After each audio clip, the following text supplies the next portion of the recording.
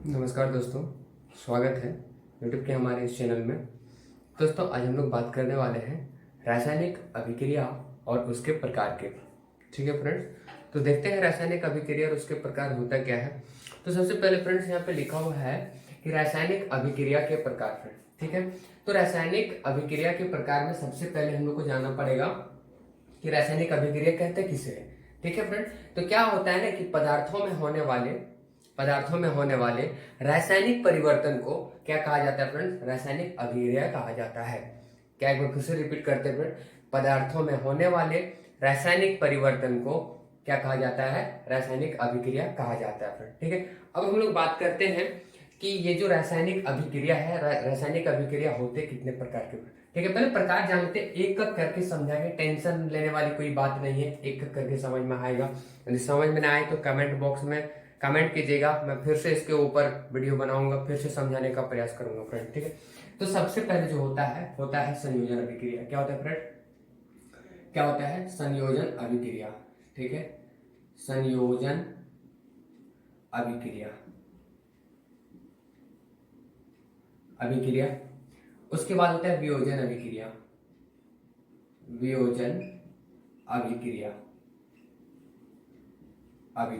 ठीक है, संयोजन हो गया, वियोजन हो गया। उसके बाद क्या होता है फ्रेंड? विस्थापन अभिक्रिया। ठीक है, संयोजन, वियोजन, विस्थापन, और एक होता है द्विविस्थापन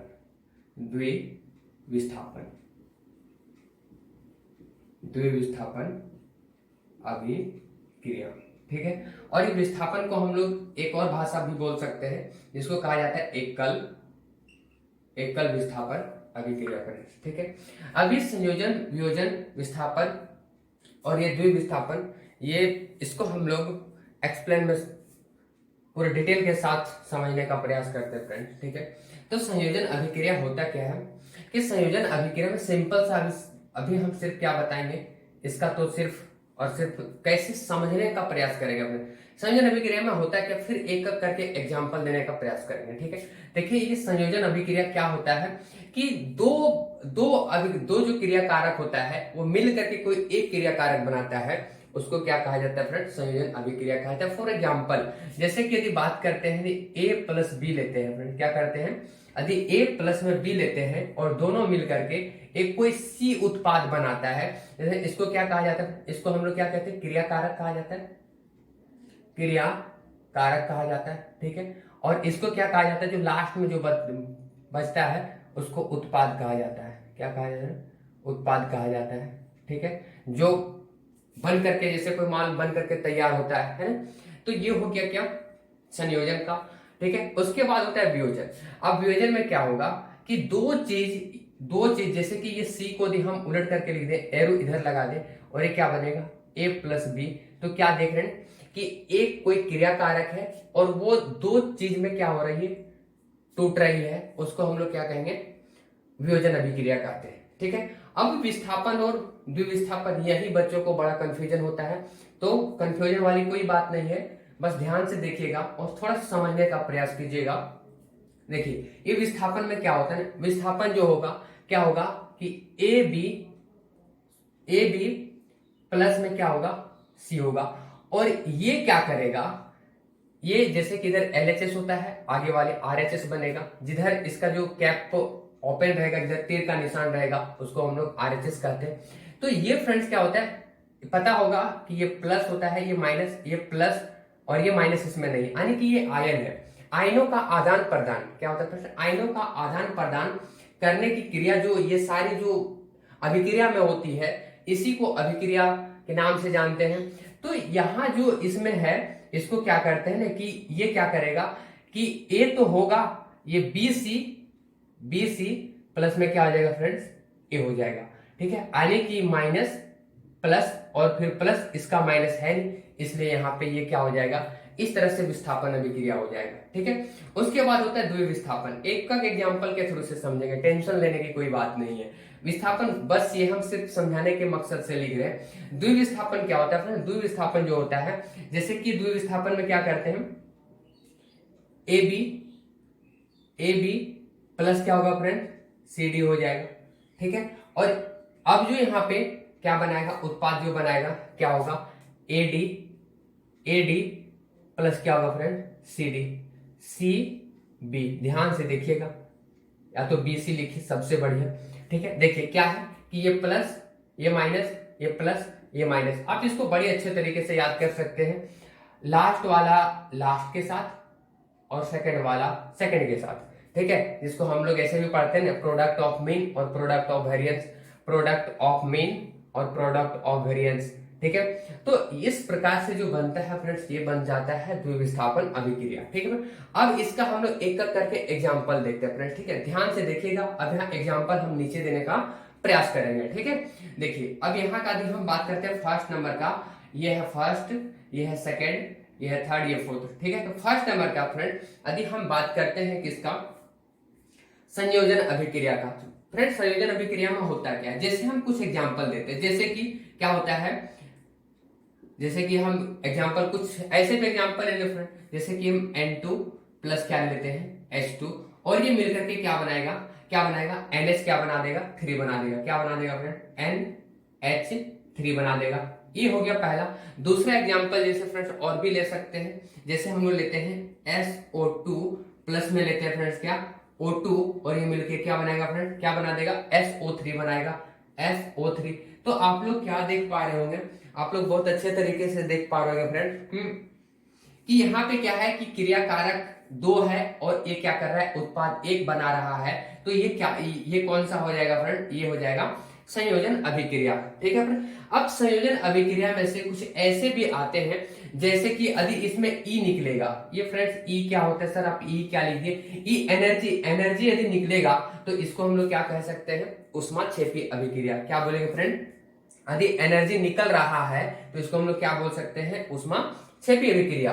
और सपोज यदि हम ई इसमें माइनस कर देते हैं, यानी कि डाउन एरो से जब रिप्रेजेंट करते हैं, तो फ्रेंड्स ये हो जाएगा उष्मा शोषी अभिक्रिया।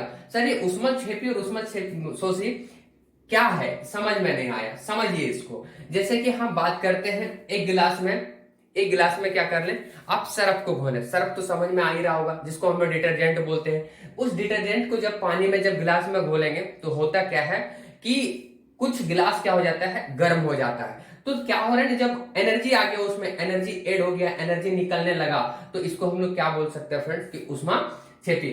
दूसरी भाषा में यदि हम लोग बात करते हैं, जैसे कि और यदि जैसे हम लोग चूना होता है घर में पेंट करने के लिए लाते हैं, पचोड़ा करने के लिए लाते हैं, तो वो भी यदि हम कोई बर्तन में उसको पहले तो वो चूना को जब पानी में डालते हैं तो वो भी क्या हो जाता है, गर्म हो जाता है, और गर्म होने के कारण वो उसमें उष्मा निकलने लगती है, उसको हम लोग क्या बोलेंगे फ्रेंड, उष्माक्षेपी अभिक्रिया। अब उष्मा शोषी में होता क्या है, उष्मा शोषी में जैसे कि अभी हम लोग क्या घोले, अभी हम लोग उसमें चूना घोले और सरफ घोले, तो उन दोनों कंडीशन में क्या हो रहा था कि वहां से हीट निकल रहा था, उष्मा कुछ निकल रही थी। अब इसमें हम लोग बात करते हैं फ्रेंड्स कि इसमें माइनस हो रहा है, जैसे कि आप घर में ट्राई कीजिएगा कि यदि एक गिलास पानी में हम लोग कुछ शक्कर घोल देते हैं, कुछ चीनी घोल देते हैं, उसमें कोई उष्मा आएगी क्या, उसमें कोई उष्मा नहीं आएगी, तो वो फ्रेंड्स तो क्या होगा, उष्मा शोषी अभिक्रिया, यानी उष्मा को एब्जॉर्ब कर रही है, उष्मा को सोख रही है। अब फिर दूसरा एग्जांपल में क्या बोल सकते हैं, जैसे कि ये हम बात कर सकते हैं कि नमक, एक गिलास पानी में आप नमक को घोलें, उसमें भी कोई उष्मा नहीं निकलेगी, तो वो तुम्हारा क्या हो जाएगा, उष्माक्षेपी अभिक्रिया, ठीक है फ्रेंड्स। चलिए आगे बात करते हैं। तो ये हो गया संयोजन के साथ साथ उष्माक्षेपी अभिक्रिया, ठीक है फ्रेंड, और ये उष्मा शोषी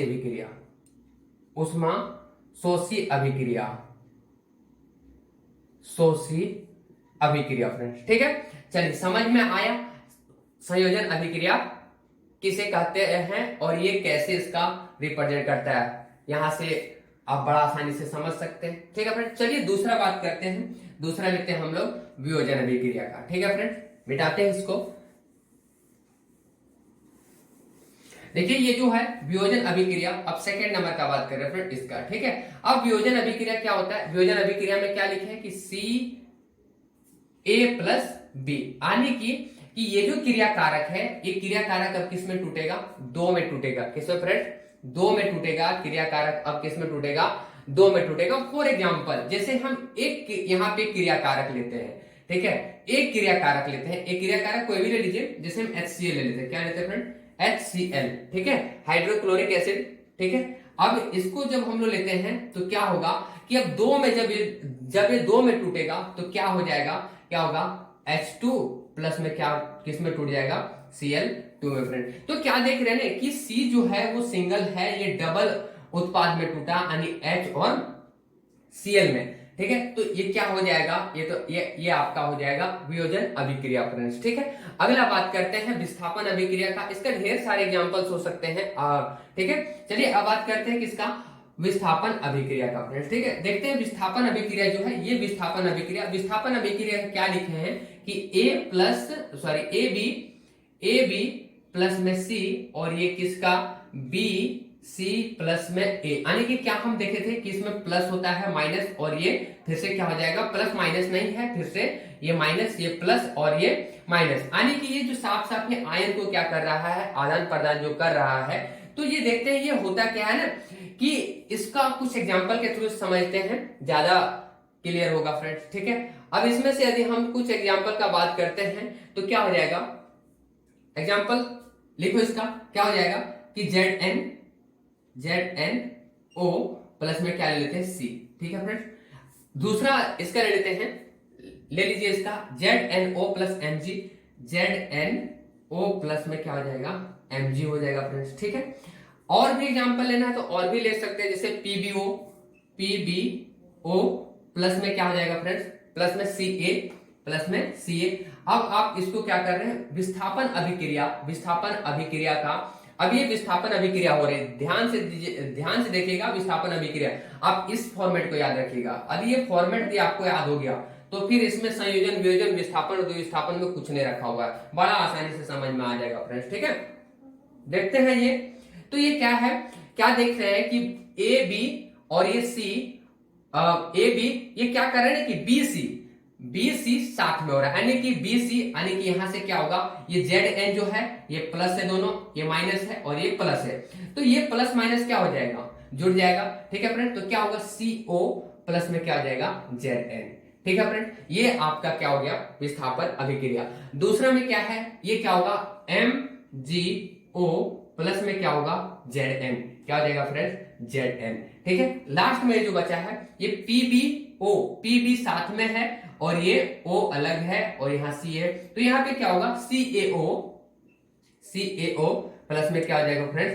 प्लस में हो जाएगा Pb, क्या हो जाएगा फ्रेंड्स? Pb। तो आप ही क्या देखिए, ये हम लोग ये देख लिए हम लोग विस्थापन अभिक्रिया, ठीक है फ्रेंड्स। क्या देखनी है? विस्थापन अभिक्रिया। चलिए अब लास्ट जो बचा है हम लोग द्विविस्थापन का बात करते हैं। देखते हैं द्विविस्थापन में कैसे इसको हम लोग,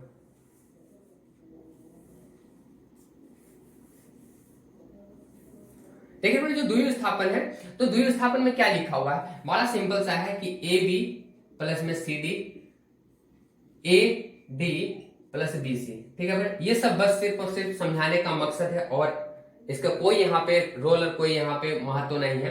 तो फ्रेंड्स इसको याद कर लीजिए, द्विविस्थापन बड़ा आसानी से अभी जस्ट सीखा है कि प्रोडक्ट ऑफ मीन और प्रोडक्ट ऑफ वेरिएंस, तो ऐसे याद करिए, ठीक है। प्रोडक्ट ऑफ मीन और प्रोडक्ट ऑफ वेरिएंस, जैसे कि यहाँ पे बात कर रहे थे, क्या बात कर रहे थे? ए वाला किसके साथ? डी के साथ, और बी किसके साथ? सी के साथ। प्रोडक्ट ऑफ मीन यानी बाहर वाला और प्रोडक्ट ऑफ वेरिएंस यानी कि ये अंदर वाला। तो ये जो यहाँ पे बड़ा आसानी से इसको कर सकते हैं, एग्जाम्पल के थ्रू से समझिए। एग्जाम्पल, ठीक है, एग्जाम्पल लेते हैं, जैसे हम लेते हैं ढेर सारे एग्जाम्पल लेते हैं। क्या एग्जाम्पल है? ZnO, ठीक है फ्रेंड्स, क्या हो जाएगा? ZnO प्लस में क्या हो जाएगा? Mg, क्या हो जाएगा फ्रेंड? MgS कर देते हैं, ठीक है। अब आगे ये अभिक्रिया करके कुछ नया प्रोडक्ट बनाएगा, कोई नया उत्पाद बनाएगा, ठीक है। दूसरा एग्जांपल लेते हैं, दूसरा एग्जांपल ले लीजिए HCl प्लस में फ्रेंड्स HCl प्लस NaOH, और ये भी क्या करेगा? ये भी ये अलग उत्पाद बनाएगा, ठीक है। तो देखते हैं इसका जो उत्पाद बनाएगा ये क्या है। तो अभी हम लोग जस्ट सीखे थे कि प्रोडक्ट ऑफ मीन और प्रोडक्ट ऑफ वेरिएंस। तो प्रोडक्ट ऑफ मीन और प्रोडक्ट ऑफ वेरिएंस में देखते हैं कि ये Zn है वो एक साथ है, ये प्लस ये माइनस, ये प्लस ये माइनस, ये प्लस है यानी HCl है, ये H प्लस में है, Cl माइनस में है, ये प्लस है और ये माइनस में है। ठीक है, तो यहाँ पे जब हम लोग लिखते हैं तो क्या हो सकता है फ्रेंड, ये हो जाएगा ZnS, क्या हो जाएगा ZnS, और ये हो जाएगा ZnS और MgO प्लस में फ्रेंड्स क्या होगा MgO होगा। ठीक है, अब यहाँ पे इसी प्रकार से क्या हो जाएगा कि HCl सॉरी फ्रेंड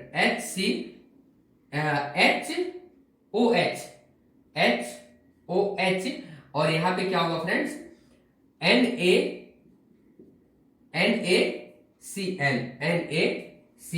फ्रेंड्स। ठीक है, तो यहाँ पे क्या देख रहे हैं ना, ये जो बना ये क्या है, HCl को क्या बोल सकते हैं, HCl तो ये अम्ल है, क्या है ये अम्ल है, और ये NaOH यानी कि ये क्या है क्षार है, क्या फ्रेंड क्षार है। और ये क्या देखें HOH क्या बना, ये फ्रेंड्स H2O लिखा हुआ है, H2O का मतलब क्या हो गया जल, और NaCl का मतलब क्या हो गया, जिसको हम लोग क्या बोल सकते हैं लवण बोल सकते हैं, क्या बोल सकते हैं फ्रेंड लवण बोल सकते हैं।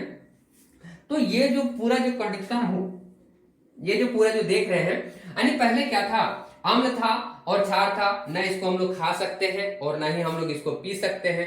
तो जब इसको हम लोग जब अभिक्रिया हुआ तो क्या बन गया जल बन गया, लवण बन गया, हम लोग खा भी सकते हैं, पी भी सकते हैं, धो भी सकते हैं। ठीक है फ्रेंड, और इसका एक जो होता है जिसको हम लोग क्या कह सकते हैं, इसको हम लोग उदासीन अभिक्रिया भी कह सकते हैं फ्रेंड्स। क्या क्या कह सकते हैं उदासीन अभिक्रिया, यानी कि जब अम्ल तथा क्षार को किसी से अभिक्रिया कराने के बाद जल तथा लवण बनाते हैं, उसे क्या कहते हैं फ्रेंड उदासीन अभिक्रिया कहते हैं। ठीक है, क्या कि जब अम्ल तथा क्षार से अभिक्रिया कराने के बाद क्या बनता है जल तथा लवण बनता है, तो इसे हम लोग उदासीकरण अभिक्रिया कहते हैं। ठीक है फ्रेंड, तो कैसा लगे ये वीडियो आप लोग कमेंट बॉक्स में जरूर बताइएगा, और इस YouTube चैनल को सब्सक्राइब जरूर कीजिएगा।